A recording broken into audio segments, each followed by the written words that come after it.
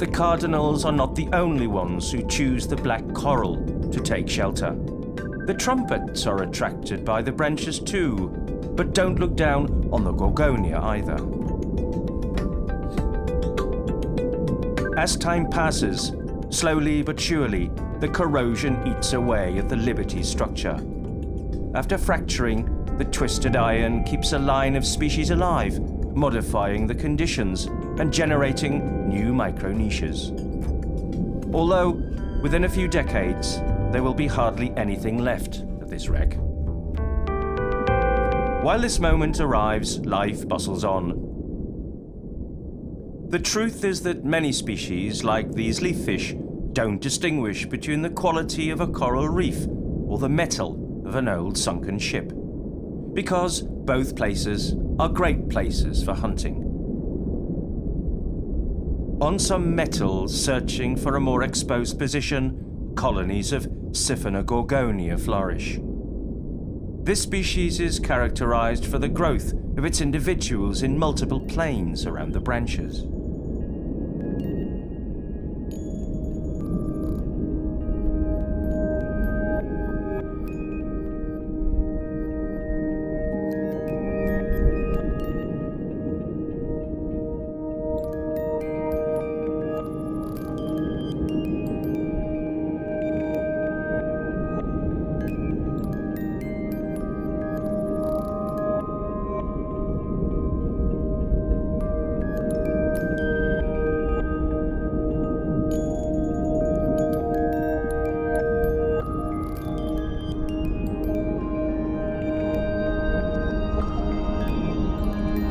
These others of the Subergorgia genus are home to another jewel of the Bali Seas.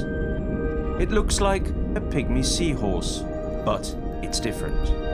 This is a Dennis seahorse, distinct from the rest as it doesn't have the same obvious tubercles of the pygmy.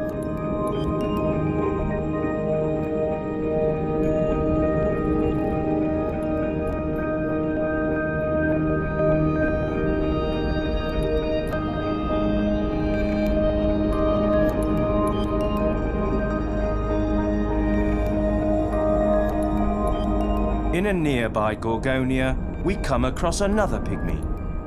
It's time to peer in. It is there, but who would ever say so?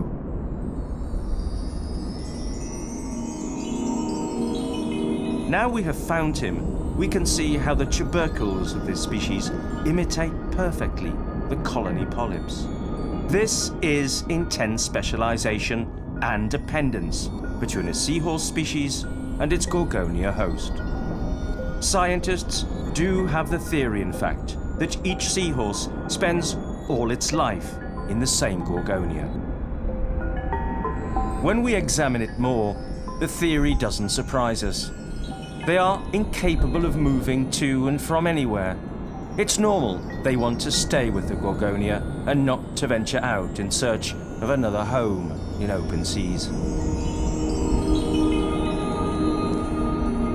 Entertained by the seahorse, nightfall takes us by surprise among the twisted metal of the wreck.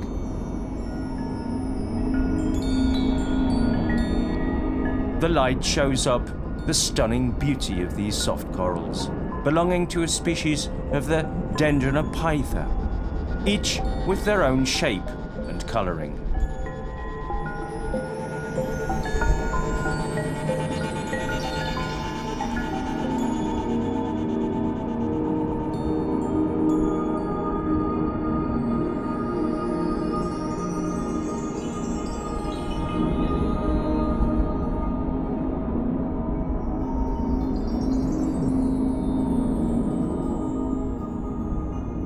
The groupers take advantage of our light to hunt some small fish resting in what was the dark.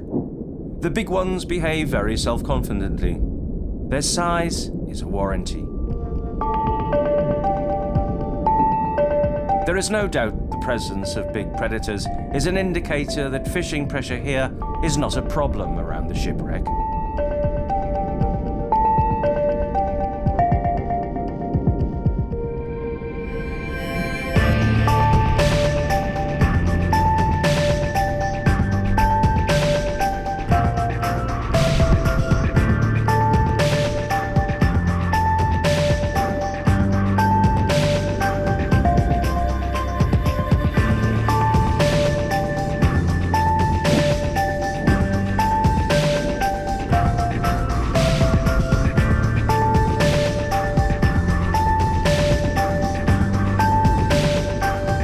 nightfall and after a long day devouring corals, the bumphead parrotfish return to the haven of the wreck to rest.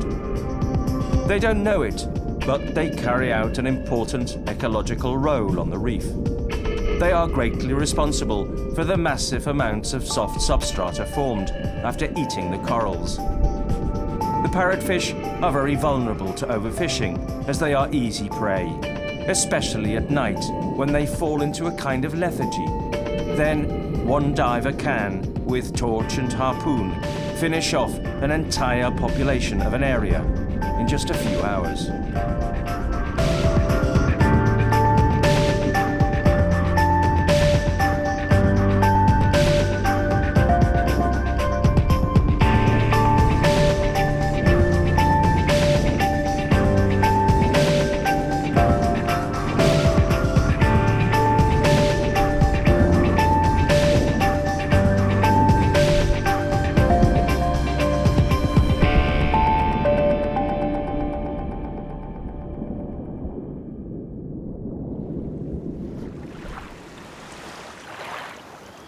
The Bali people, apart from their respect for tradition, are also known for their love of nature, which thrives wonderfully all around.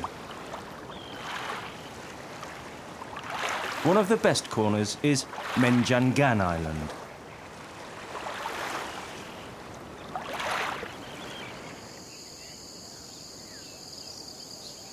The word means venison in Indonesian.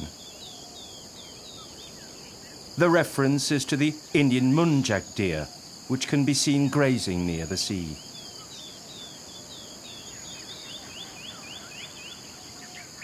The island belongs to the Bali Barat National Park, which makes up most of the northeast of Bali. We are surprised at the date of this huge park's creation, 1917 no less. The original aim was to protect various species from extinction, like the Bali tiger, which sadly disappeared from the island in 1937, and the starling, the mine bird, which is only found here. The bird has been luckier, and after some reintroduction programs, some still fly in liberty around Bali Barat. The island doesn't have permanent residents, but in the land of 1,000 temples, Menjangan has a few. The island boasts of what may be the oldest temple in Bali, Gili Kencana, dating from the Majapahit era. Another 3 temples are to be found here: Kienting Sari, Segara Jiri, and Gajah Mada. On the holy days, hundreds of followers pilgrim to these distant temples. They visit them, do their ceremonies, and give donations to the gods of each one. The pilgrims, it is said, are generous in donating, since they tend to be couples wishing to have children.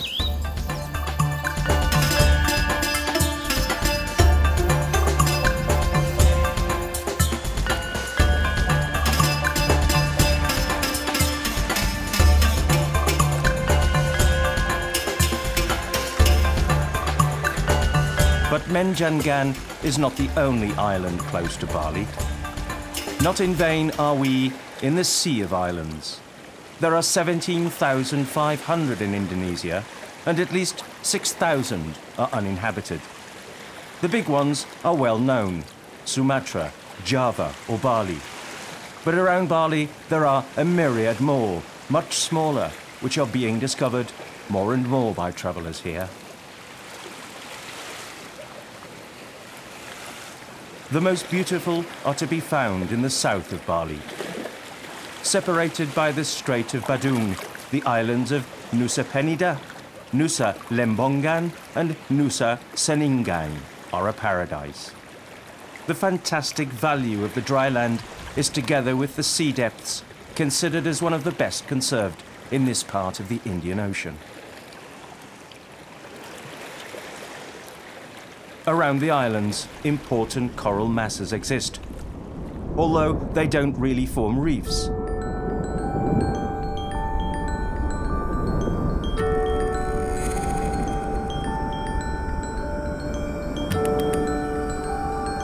the current is a limiting factor for their development. But we shouldn't forget also important mortality rates because of water warming during strong Niño periods and continuing aggressive fishing practice.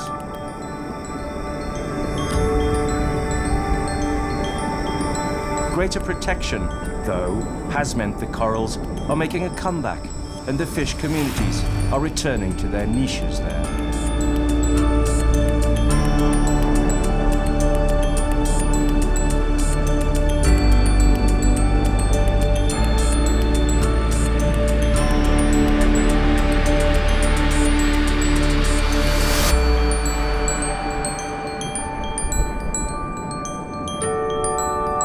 In more sheltered zones where the current wanes, the big sponges can grow out of the substrata.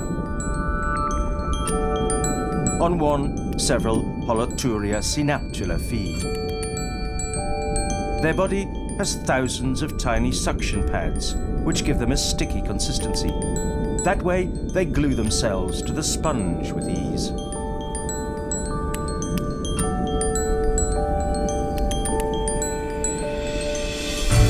But the Gorgonia colonies prefer places with more current.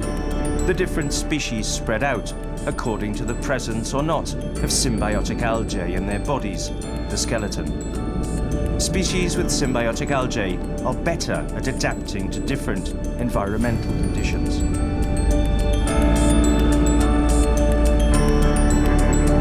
Near the Gorgonia, some fine black coral.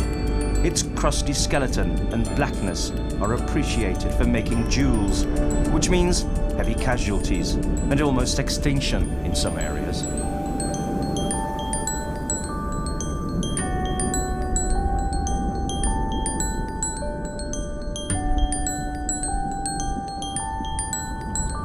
Moving along the wall, we surprise this octopus, which has popped out of its hiding place. Its skin can change color fast.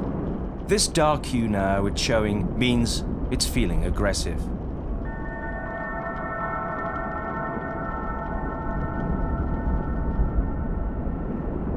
Next door, a wonderful Dendroneftia soft coral displays its open polyps. It can't retract them, but can close them, giving it a spiky look.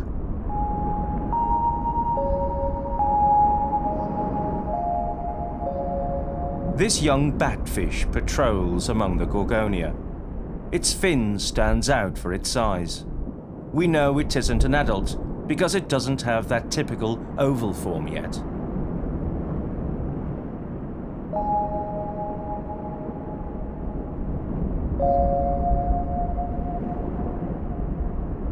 Food is plentiful here at the wall. The bannerfish and the fusiliers know this too, and turn up in numbers as they move to and fro, picking off everything coming their way. Of course, where medium and small fish meet, the Chorangiid, the predators will soon turn up, ever ready to use the confusion to their advantage.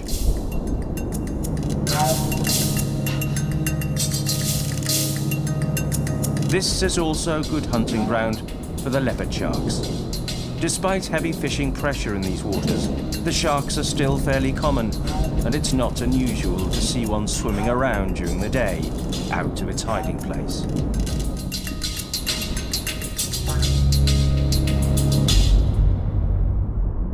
The structure of these communities is different to the usual pure coral reef type. Density and coverage is considerably low, and don't get, in general, to form up solid structures of a typical reef.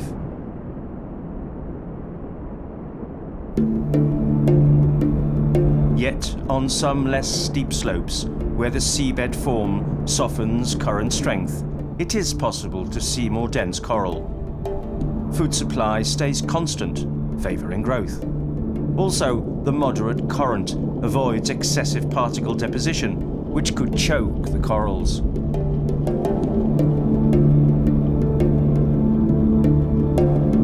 Any nook created by the coral will do the fish fine. In there they can hide or rest, sheltered from currents.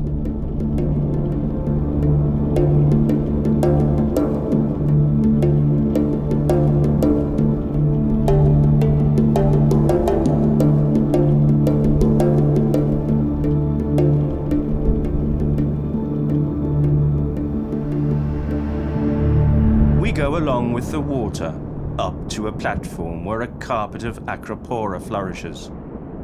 This coral structure is common around Bali and creates quite spectacular seascapes. The substrata is made up of boulders agglutinated by the coral and other encrusting invertebrate species.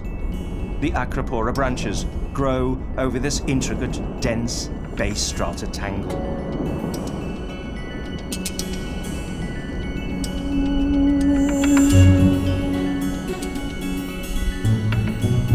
Alone, in the middle of the platform, a healthy porite stands out. It has survived the effects of bleaching. Its mushroom-like structure has a myriad of crannies, ideal for taking in all types of fauna. The presence of several crinoids or sea feathers is evidence that this zone is one of important currents. Clouds of thousands of crystalfish loiter around the coral. Here they can hide if needed, while they feed untiringly on plankton and particles suspended in the water.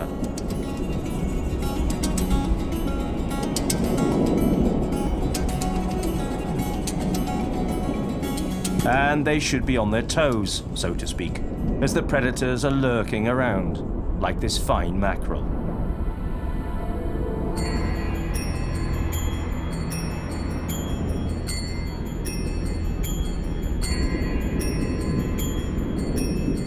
A little deeper among the wide sandy clearings, the white-tipped sharks patrol.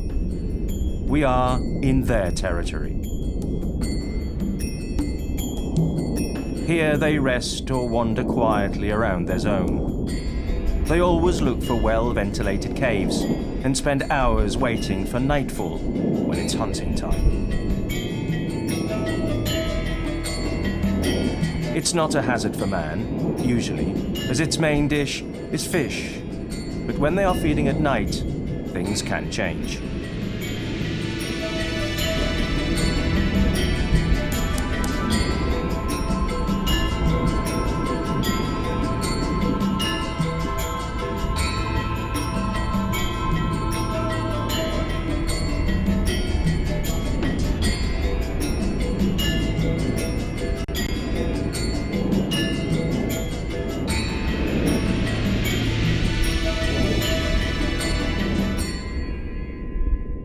The current has taken us to a place called Blue Corner, near the island of Nusa Penida.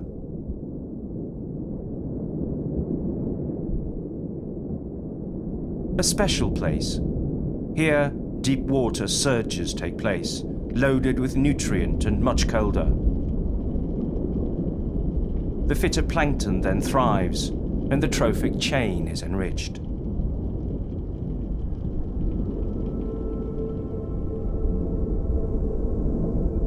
In Blue Corner, the walls fall dizzily hundreds of meters. The density of fish and corals is enormous, and at any time we can be surprised by unusual species looming in these shallow waters.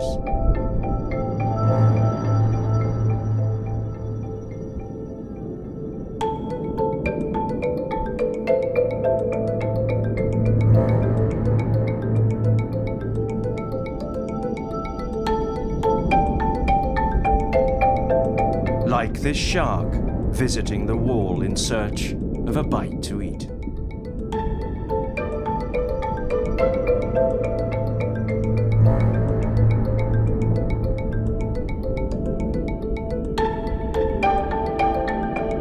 Other amazing creatures. This large sunfish moving in slow motion through the water.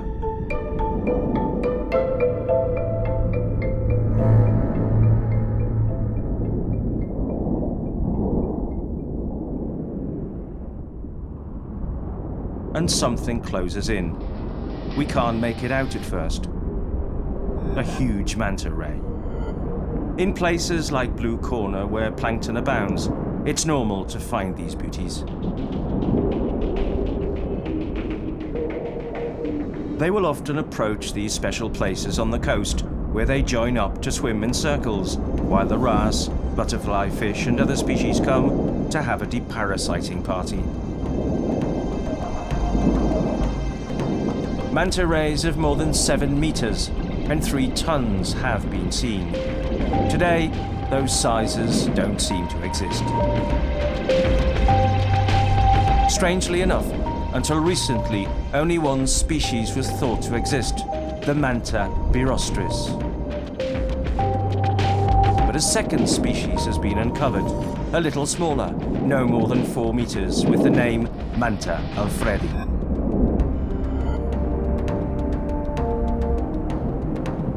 It's amazing that such a powerful, immense animal feeds only on plankton. Even more surprising is they let us watch their party without feeling any kind of threat.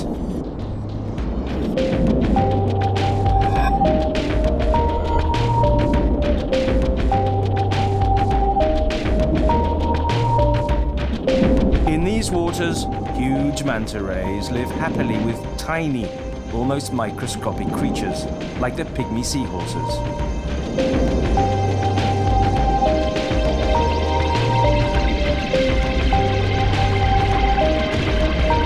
But that is the sea around Bali.